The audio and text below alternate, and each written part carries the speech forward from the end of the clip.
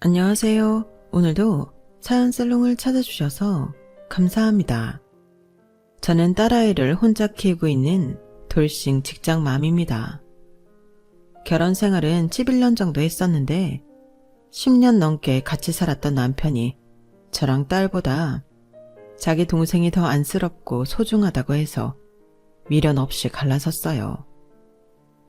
신우도 정말이지 구제불능인데 남편까지 뭐가 중요한지 모르고 한심하게 선을 넘으니 도저히 참을 수 없었거든요. 그리고 이혼한 지금도 제 선택에는 후회가 전혀 없는데 풀리지 않는 미스테리가 있어 사연을 보내게 되었는데요. 부디 제 사연을 끝까지 들어주시고 제 속이 뻥 하고 뚫릴 수 있는 조언들 부탁드려 봅니다. 저와 남편은 대학에서 만났어요. 남편이 저보다 한 살이 많았는데 같은 과 한 학번 위 선배였죠.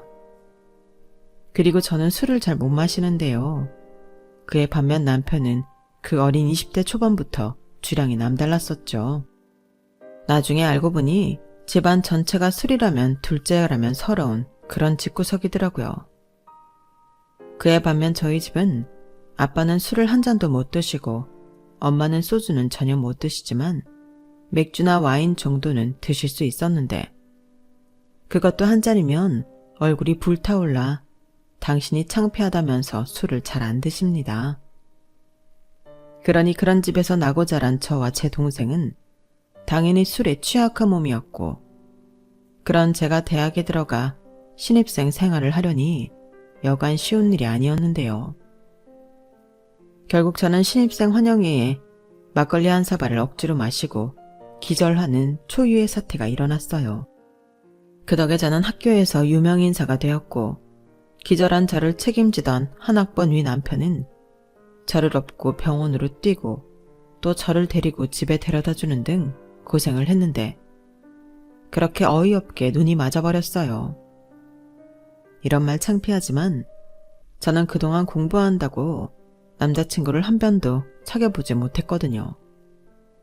그러니까 알에서 깨어난 병아리가 처음 본 닭을 보고 엄마라고 할 듯 이성에 관심이 많고 연애를 하고 싶던 제 눈에 비친 남편을 저는 좋아하지 않을 수가 없었는데요. 지금 생각해도 그랬던 제가 너무 안타까워요. 왜 하필 그놈이냐고요.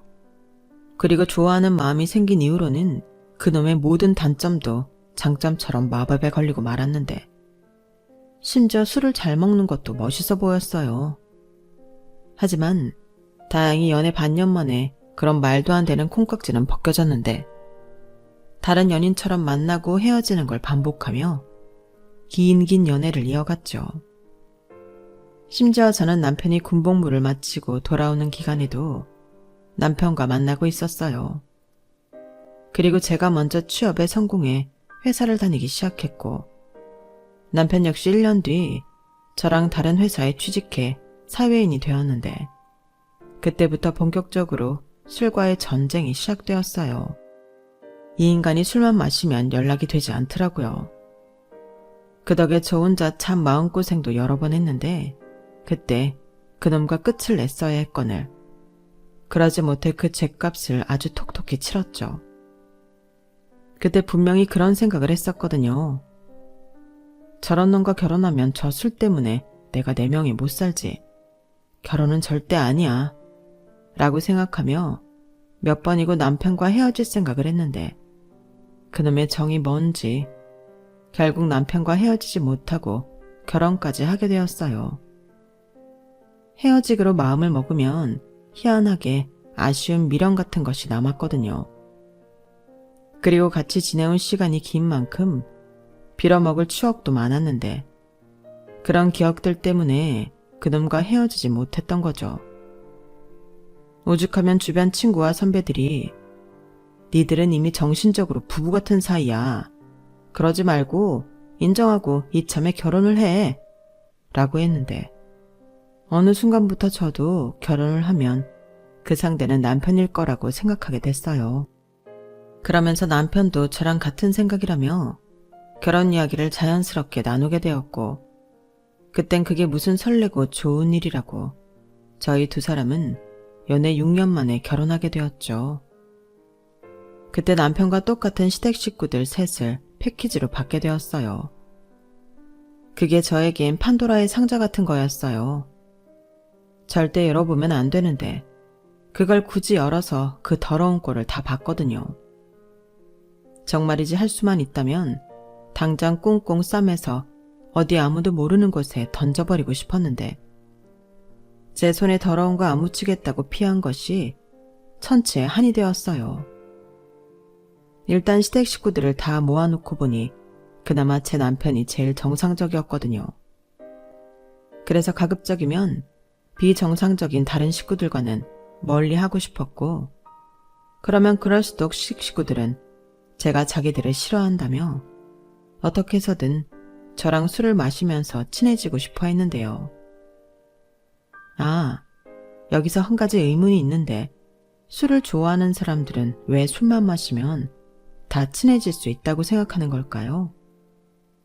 저는 술을 마시든 아니든 싫은 사람은 싫은 사람일 뿐인데 시댁 식구들은 술을 마시면 원수도 친구가 될 수 있다고 생각하는 사람들이었어요. 그래서 술을 잘 못하는 저를 어떻게 하든 술을 먹이려고 했어요. 아우, 너는 이 좋은 걸 왜 못 마신다고 그러니? 자고로 술이란 먹을수록 는다.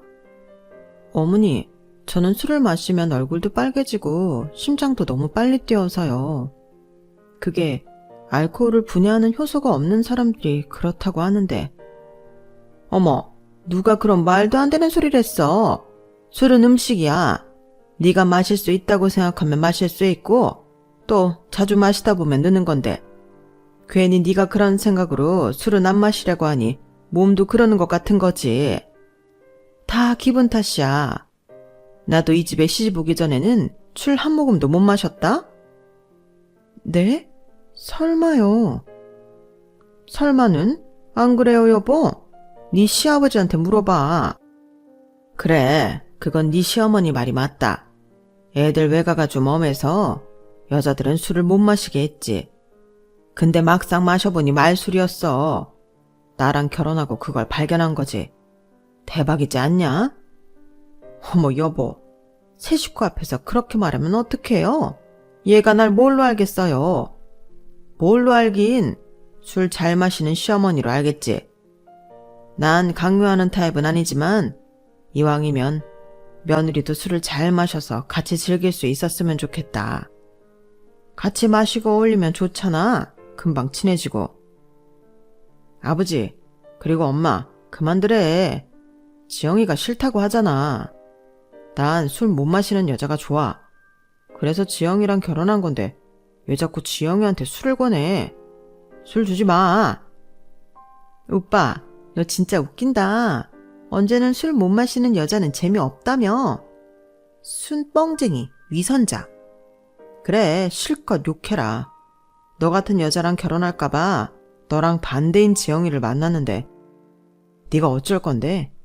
너 진짜 계속 그렇게 살면 평생 혼자 늙는다.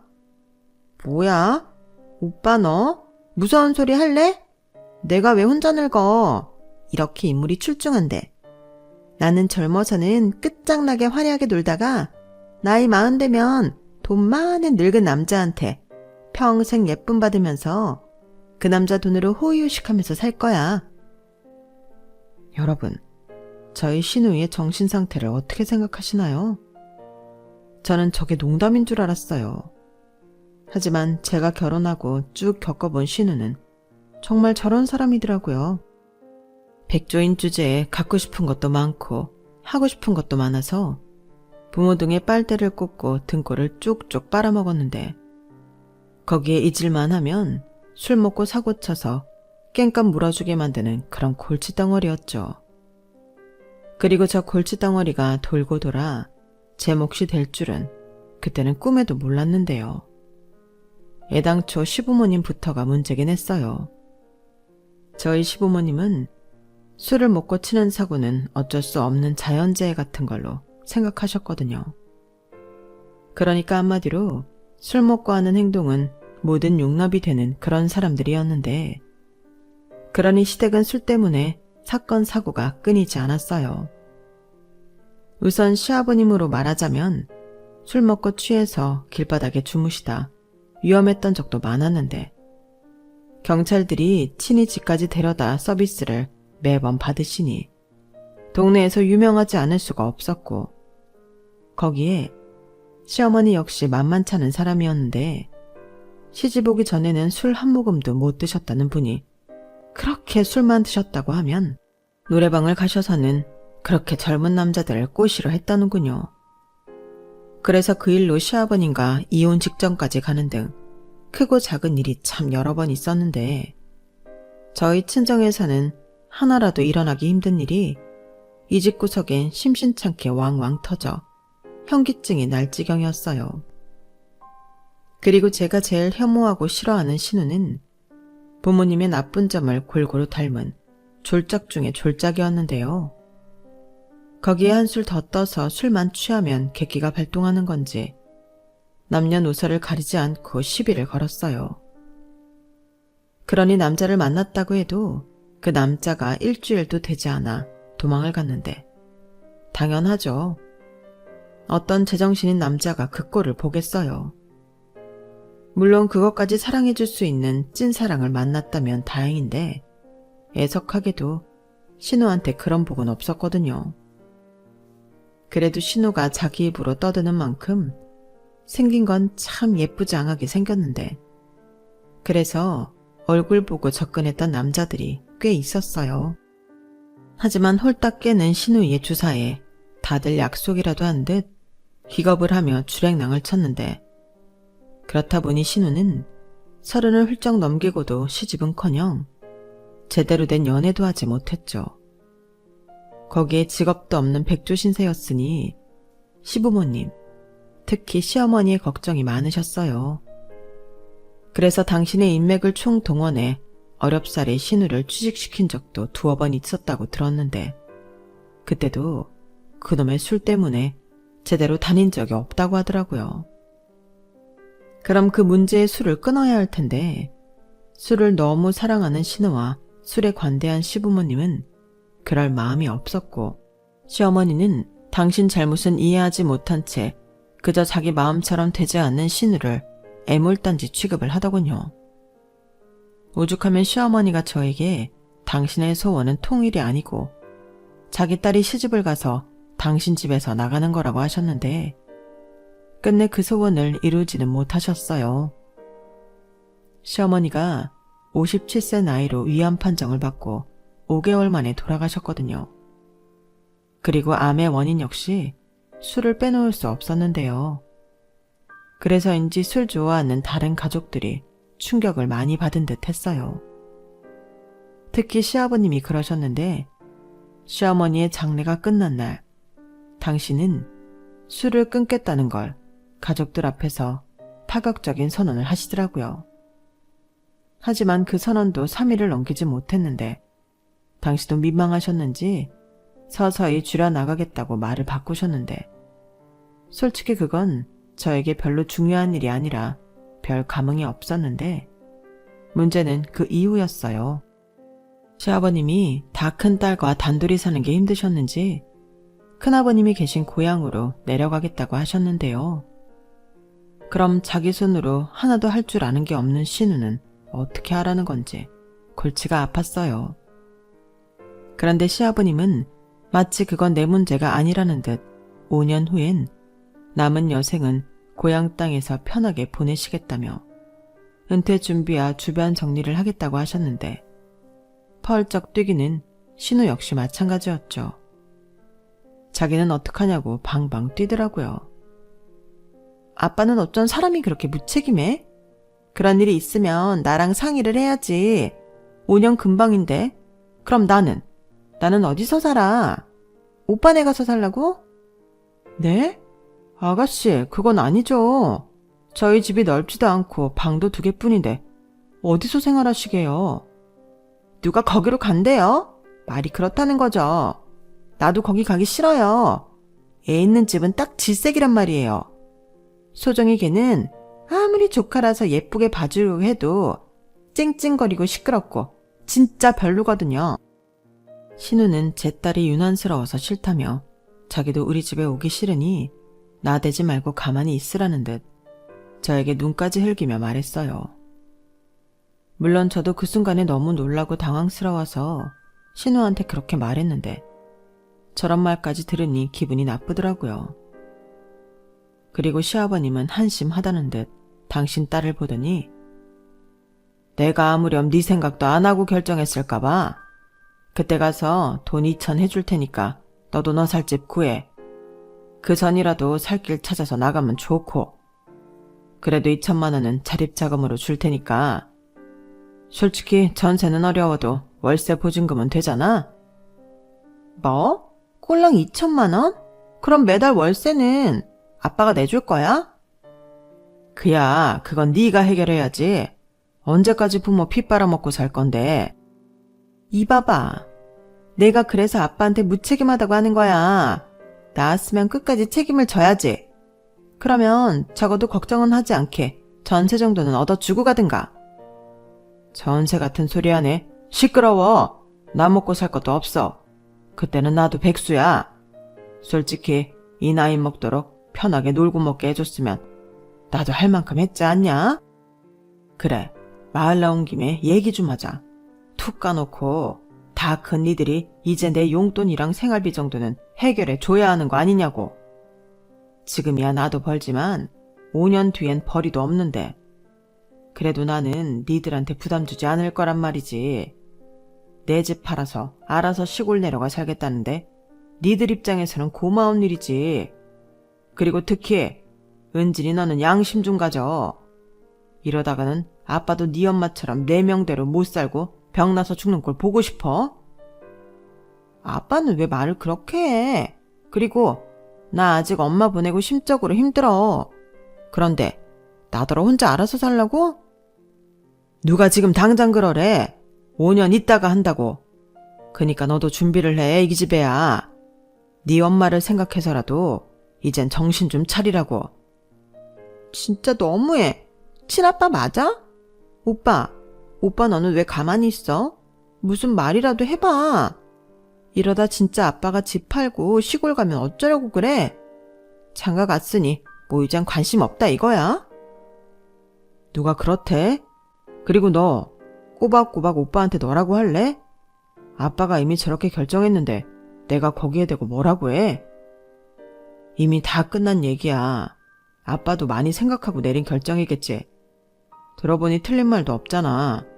5년이면 너도 뭐든 할 수 있어. 불평만 하지 말고 생각을 해. 너도 이렇게 계속 빌붙어 살 순 없잖아. 진짜 나중에 어쩌려고 그래. 그냥 이번이 좋은 계기라고 생각하고 뭐든 해. 계기는 개뿔. 진짜 너무들 하네. 그러니까 내 편은 한 명도 없단 소리지? 몰라. 나 그냥 막 살아버릴 거야. 나중에 후회들 하지 마. 신우는 뭐가 그렇게 불만이고 서운한지 신경질적으로 자리를 박차고 일어났어요. 당시 저희 부부한테는 6살인 딸이 있었는데 신우는 그런 조카가 너무 시끄럽고 귀찮다면서 싫어했거든요. 저희 딸이 그래도 예쁜 고모라고 시댁에 가면 고모랑 놀고 싶어 했는데 그럴 때면 신우는 질색팔색했어요. 다른 집 신우들은 그래도 조카는 예뻐한다고 하던데 저희 신우는 그런 게 없더라고요. 그래서 가뜩이나 마음에도 들지 않는데 저런 신우를 우리 집에 데리고 와야 할까봐 저는 싫었고 신우 역시 우리 집은 오기 싫다고 하는데 처음엔 기분이 나빴지만 나중엔 차라리 잘 됐다 싶더라고요. 이번만큼은 신우이와 제가 마음이 통했으니 우리 같이 사는 일은 없을 거라고 생각했는데 그렇게 시아버님의 귀향 소식을 듣고 집에 온 날 남편이 뭐가 불만인지 얼굴이 퉁퉁 부어 있었어요. 제가 자기 동생한테 했던 말이 거슬렸다고 하더라고요. 당신은 꼭 그렇게 서운하게 말을 해야 했어? 내가 뭘? 아빠 얘기 떨어지기가 무섭게 자기가 먼저 은진이한테 그랬잖아. 우리 집이 넓지도 않은데 어딜 와서 사냐고. 지금 당장도 아니고 5년 뒤 일인데 그렇게 그게 발끈할 일이었어? 그게 사실이니까. 아무리 그래도 그렇지. 자기 속마음을 대놓고 그렇게 말하는 게 어딨냐고. 내가 진짜 그때 바로 이야기하려고 하다가 당신 체면 생각해서 참은 줄 알아. 아, 그래서 내내 꿀먹은 벙어리처럼 입 다물고 있었던 거야? 내가 한 말에 화가 나서? 그래, 입장을 바꿔놓고 생각해봐. 내가 처남한테 그랬다고 생각해보라고. 이렇게 말하고 남편은 화가 많이 났다는 듯 제 앞에서 냉장고 문을 열어 소주병을 꺼내 벽나발을 불었어요. 그 모습이 정말 꼴불견처럼 보였는데 그날 이후 삐쳐서 저한테 말 한마디 하지 않더군요. 물론 남편 입장에서 그런 생각을 할 수 있다고 생각해요. 자기 동생인데 서운할 수 있죠. 그래도 저랑 신우의 관계를 생각하면 남편도 제 입장을 헤아려 줄 거라고 생각했는데 그건 아니더라고요. 게다가 가뜩이나 우리 딸을 싫어하는 신우인데 왜 저 혼자만 기분이 나쁜 건지 저는 그것도 서운했는데 그리하여 저는 저대로 남편은 남편대로 골이 나 있었어요. 그렇다고 그런 이유로 이혼한 건 아니었는데 지금 와서 생각해보면 그때가 시작이긴 했네요.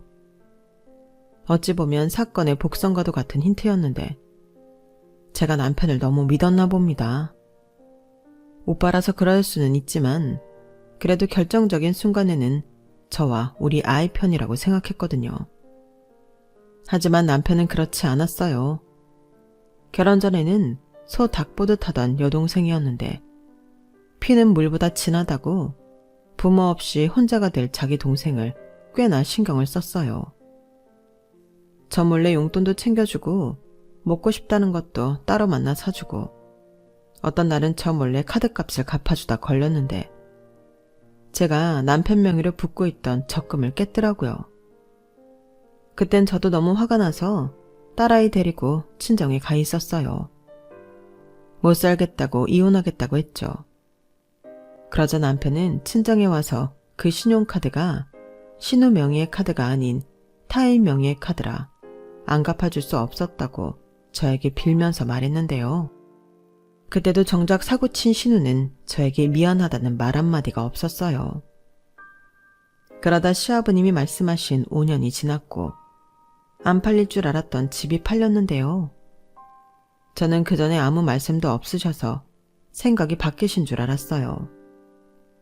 하지만 시아버님의 생각은 바뀌지 않았고 오히려 당신 혼자 귀향 준비도 열심히 해오신 것 같았는데 문제는 신우였어요. 신우는 5년이라는 시간이 있었음에도 아무런 준비도 하지 않고 있었거든요.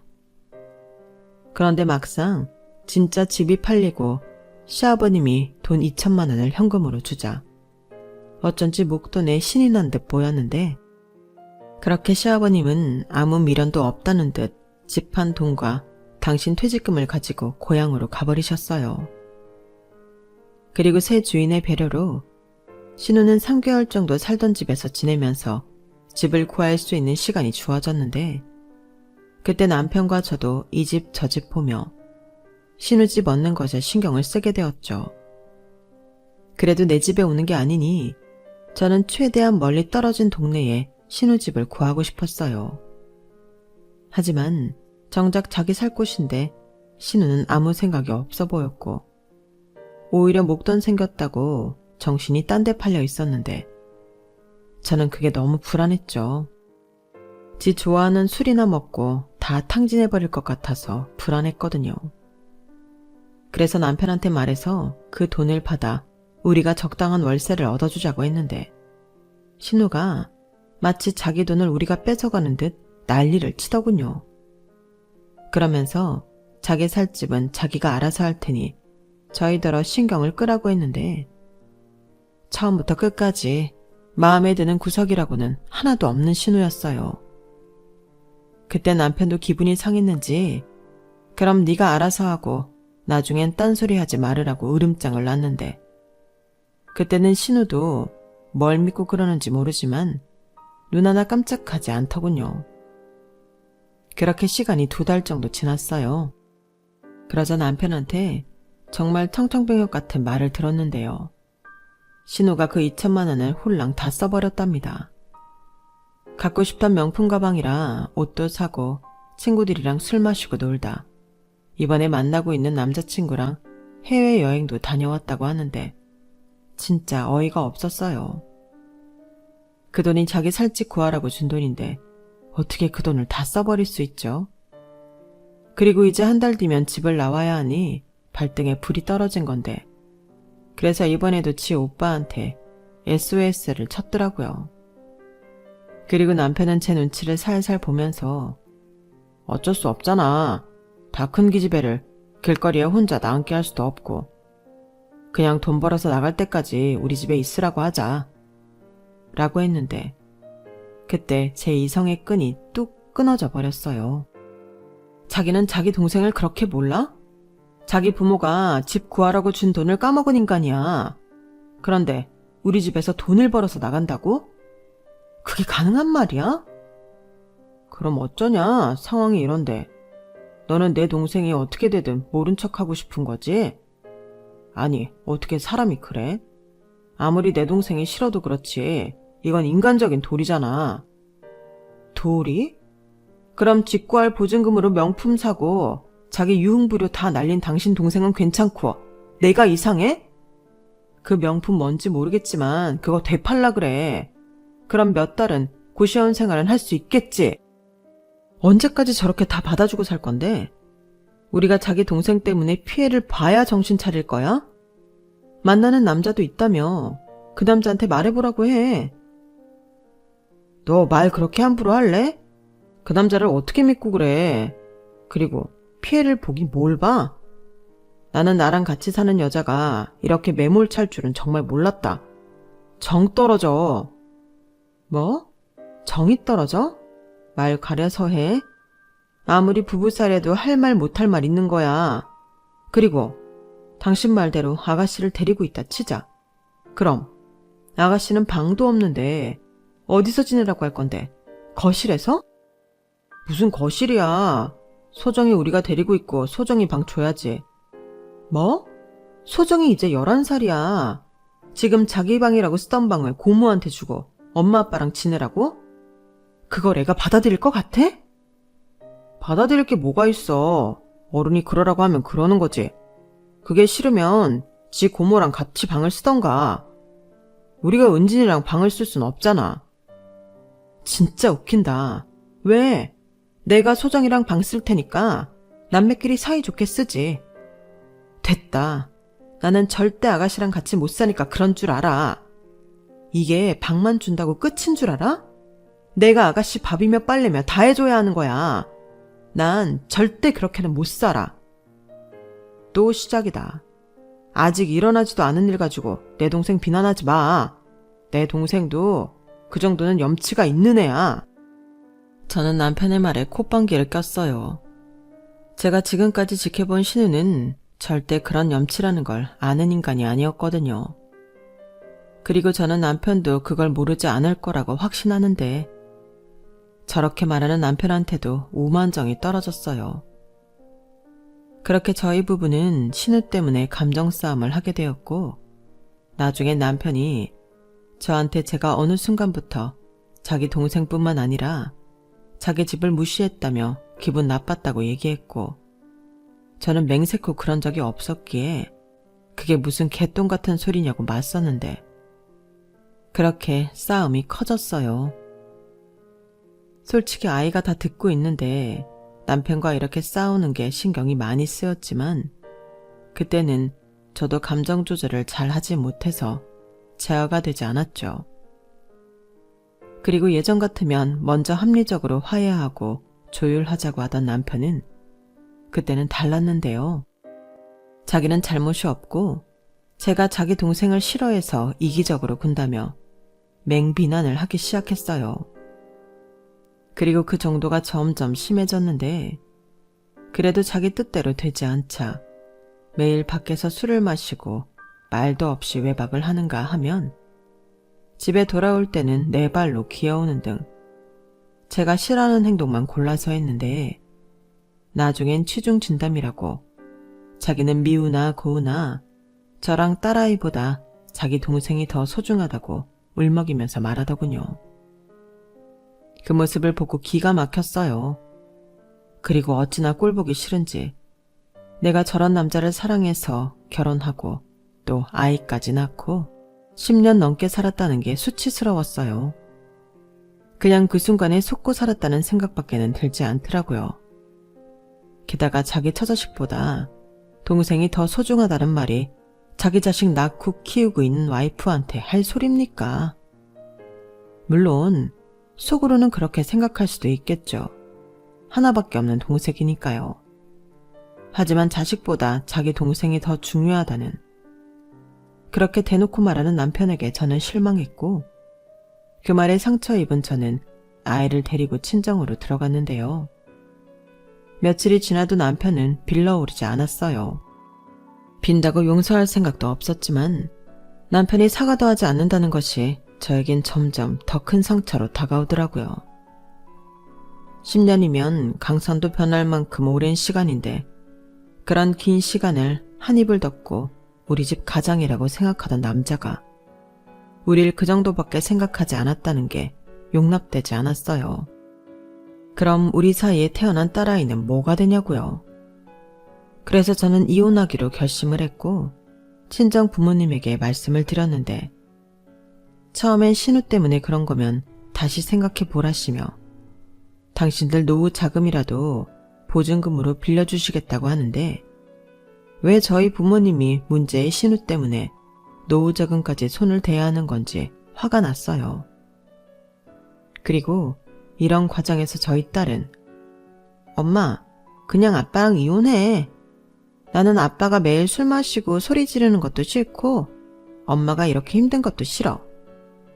고모랑 같이 살면 엄마 더 힘들잖아. 나 아빠 안 보고 살아도 돼. 라고 하는데 고맙다기보다 미안했어요. 아직 어린 나이인데 저런 생각을 하게 했다니 부모로서 너무 미안하더라고요. 그리고 아이 교육이나 환경을 생각해서라도 이 문제는 빨리 끝내는 게 맞다고 생각했는데요.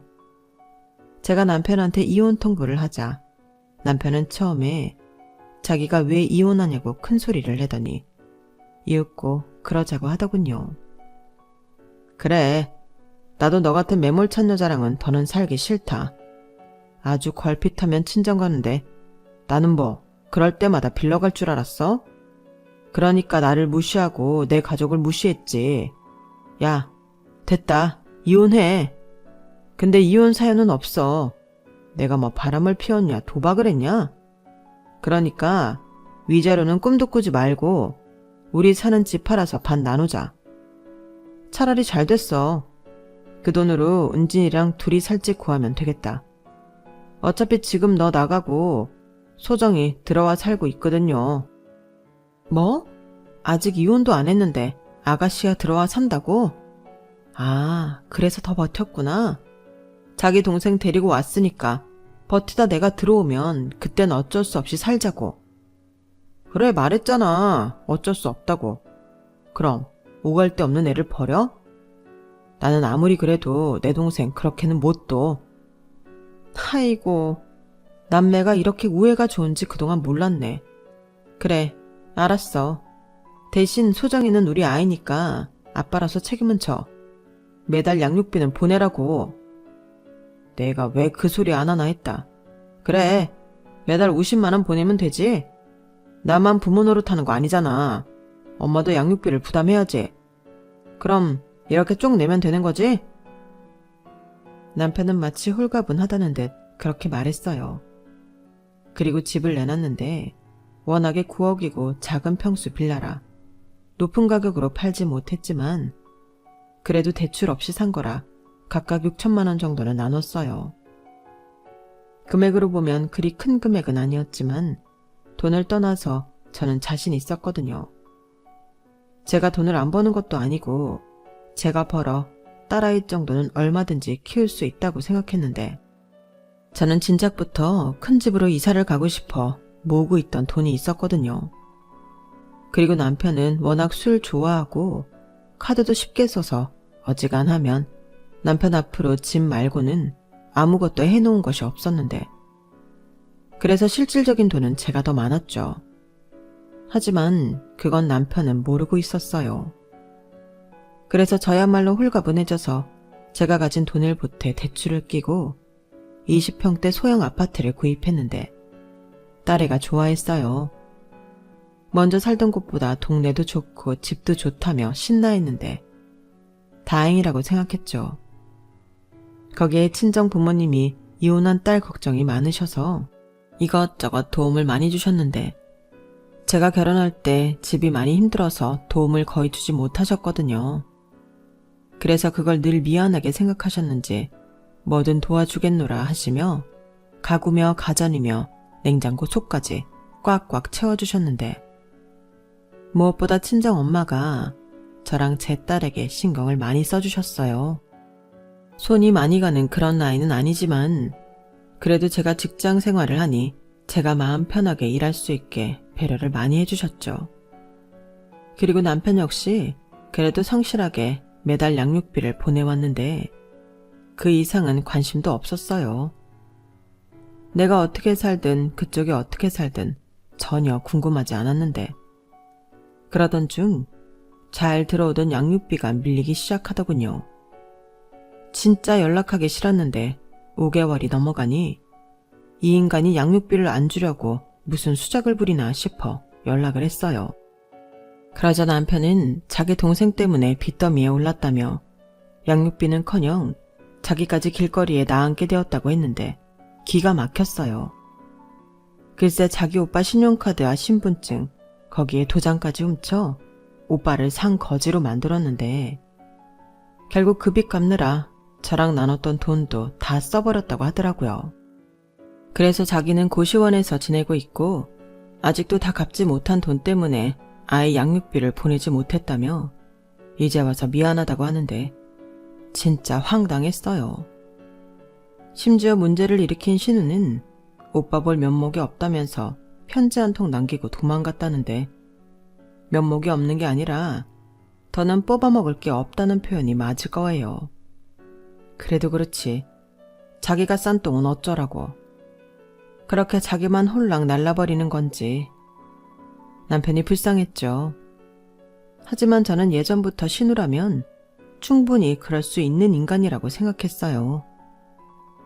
하지만 자기 동생을 믿었던 남편은 꽤나 큰 충격을 받은 듯 했고 제가 먼저 연락한 것이 반가웠는지 계속 만나자고 보챘는데 저는 양육비 필요 없다고 했네요.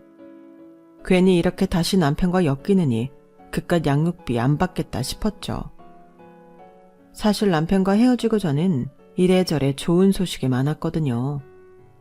승진해서 연봉도 올랐고 대출이 있는 집이지만 집값도 계속 올라 한 5년 정도 살고 난 뒤에는 30평대 아파트도 노려볼 생각인데 우리나라가 좋은 게 한부모 가족 지원이나 혜택도 꽤 많더라고요. 그래서 이젠 진짜로 남편 같은 건 필요 없게 되었는데 그런 남편은 제가 몹시도 필요해 보이더군요.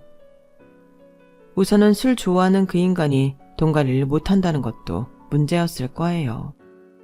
그전에는 그래도 시어머님이 관리하셔서 모으진 못해도 구멍날 일은 없었는데 저랑 헤어지고 돈 관리를 허술하게 했으니 자기 동생한테 그렇게 털려버린 거죠. 솔직히 안 봐도 비디오였어요.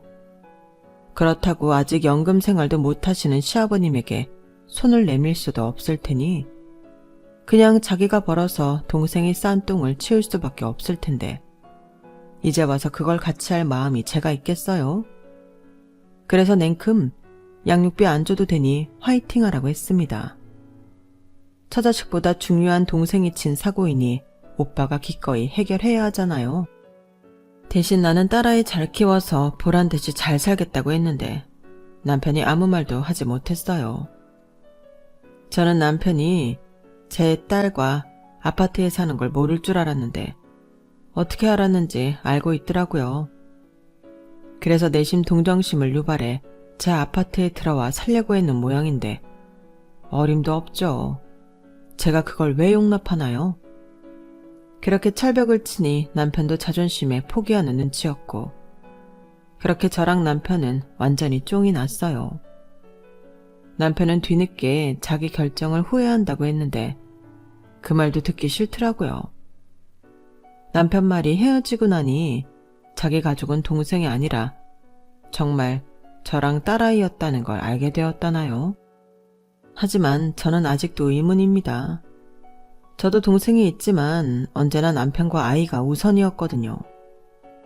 그리고 종종 남자들이 결혼을 하면 자기 식구들만 그렇게 챙긴다고 하는데 저는 왜 그러는 건지 모르겠어요. 그건 지금도 마찬가지인데 저렇게 후회할 거면서 왜 가장 소중한 배우자에게 상처를 주는 걸까요? 늘 가까이 있어서 소중함을 몰랐다. 뭐 그런 건가요? 저는 설령 그렇다고 해도 이젠 남편과 다시 잘해볼 마음이 없네요. 지금이야 아쉽고 소중함을 깨달아 사람이 달라졌다고 하지만 그런 사람이 또 어떻게 변할지 모르잖아요. 그리고 신우가 또 어떤 사고를 쳐서 저를 또 곤란하게 할지도 모르고요. 저는 지금 이 순간에도 신우는 사고를 치고 있다고 생각하거든요.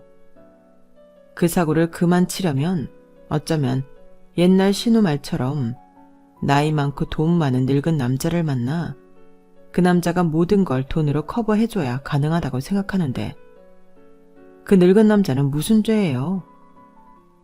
저는 그래서 이 꼴 저 꼴 안 보고 사는 지금이 가장 행복합니다.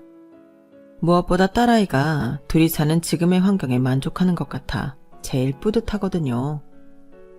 그리고 할 수 있는 한 최선을 다해 아빠 몫까지 많은 걸 해내고 싶은 마음인데 그래서 앞으로는 더 열심히 바쁘게 살아갈 생각입니다. 이젠 양육비 50만 원도 안 들어오니 제가 더 열심히 일해야죠. 그리고 그 정도는 충분히 할 수 있을 거라는 자신감이 있는데 부디 제가 지치지 않고 딸아이와 행복하게 살 수 있었으면 좋겠어요. 이상 제 사연은 여기까지입니다. 이제 남자라면 지긋지긋해요. 술 문제도 그렇고 저렇게 자기 식구만 싸고 돌면서 정작 진짜 잘해줘야 하는 사람한테 상처나 주는 하등한 존재는 이제 사절이거든요.